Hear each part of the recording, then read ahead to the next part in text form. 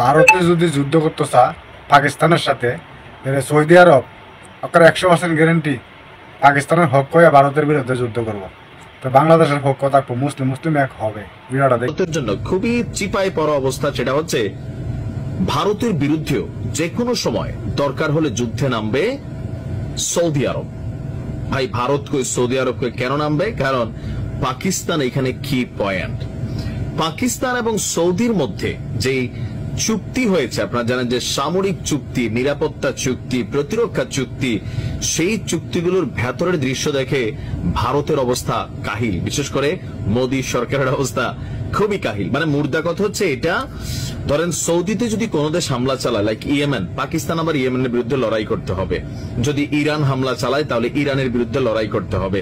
তবে আমার মনে হয় এদিকটা খুবই কনসার্ন রেখে চলতে হবে, যেন আরবিদের মধ্যে কোন রকম ঝামেলা না হয়। আবার অপরদিকে পাকিস্তানের বিরুদ্ধে যদি ভারত যুদ্ধ করে অথবা পাকিস্তানে হামলা চালায়, তাহলে সৌদি মনে করবে সৌদিরে ভারত হামলা চালাইছে, সৌদি এখানে এসে ভূমিকা রাখবে। এমনই এক চাঞ্চল্যকর চুক্তির কথা সামনে আসলো। পাকিস্তান এবং সৌদি আরব দুই মুসলিম ভাতৃপ্রতিম দেশ আরবদের নিরাপত্তা এবং প্রতিরক্ষা সংক্রান্ত বিষয়ে পারস্পরিক সহযোগিতার জন্য একটি যৌথ কৌশলগত প্রতিরক্ষা চুক্তিতে আবদ্ধ হয়েছে এবং স্বাক্ষর করেছে। এই চুক্তি অনুযায়ী কোন একটি দেশের বিরুদ্ধে আগ্রাসনকে উভয় দেশের বিরুদ্ধে আগ্রাসন হিসাবে গণনা করা হবে। আর এরপর পাকিস্তানের ইকোনমি, পাকিস্তানের অর্থনীতি গতকালকে থেকে শেয়ার বাজার পুরাই আগুন ভাই, ধামধাম করে উপরে উঠতেছে।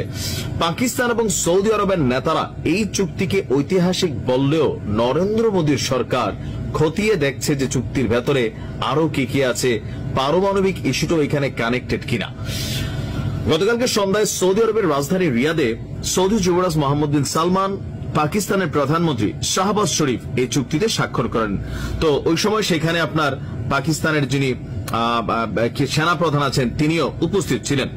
এই প্রতিরক্ষা অংশীদারিত্ব সংক্রান্ত চুক্তিটি এমন এক সময় ঘোষণা করা হলো যখন সম্প্রতি কাতারের রাজধানী দোহায় ইসলি অভিযান চালালো।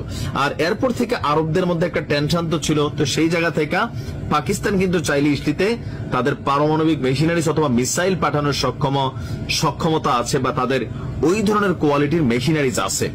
তো সেই কারণে সৌদিকে আসলে কৌশলগত একটা অবস্থান নিল কিনা আমি জানি না। তো যৌথ ঘোষণাপত্রে বলা হয়েছে দুই দেশের মধ্যে গত 8 দশক ধরে বিদ্যমান কৌশলগত স্বার্থ প্রতিরক্ষা অংশীদারিত্বের প্রেক্ষাপটে এই যৌথ কৌশলগত প্রতিরক্ষা চুক্তি স্বাক্ষরিত হয়েছে। এই চুক্তির উদ্দেশ্য হল দুই দেশের মধ্যে প্রতিরক্ষা সহযোগিতা বৃদ্ধি করা এবং যে কোনো আগ্রাসনের বিরুদ্ধে যৌথ প্রতিরক্ষা এবং সুরক্ষা ব্যবস্থা শক্তিশালী করা। কোন এক দেশের বিরুদ্ধে, সৌদির বিরুদ্ধে অথবা পাকিস্তানের বিরুদ্ধে যদি কোনো দেশ আগ্রাসন চালায়, তাহলে এক দেশ অন্য দেশের হিসাবে তারা লড়াই করবে এবং এই চুক্তিটি নিজ নিজ দেশের নিরাপত্তা ও প্রতিরক্ষার পাশাপাশি এই অঞ্চল জুড়ে, বিশ্ব জুড়ে শান্তি প্রতিষ্ঠায় তারা কাজ করবে। তাহলে বুঝতেই পারছেন যে পরিস্থিতি কোন দিকে যাচ্ছে। আর এখানে আমরা যদি দেখি এই ঘটনার পর পারমাণবিক সুরক্ষা নিয়ে অনেকটা ধোঁয়াশা আছে, যে এই চুক্তির বিস্তারিত আসেনি।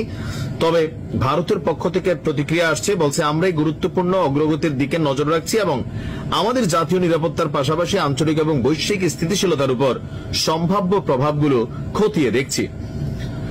এখন সৌদিতে ভারতের হাজার না লক্ষ মানুষ কিন্তু চাকরি করে, আর সৌদি আরবদের একটা বড় অংশ কন্ট্রোল করে।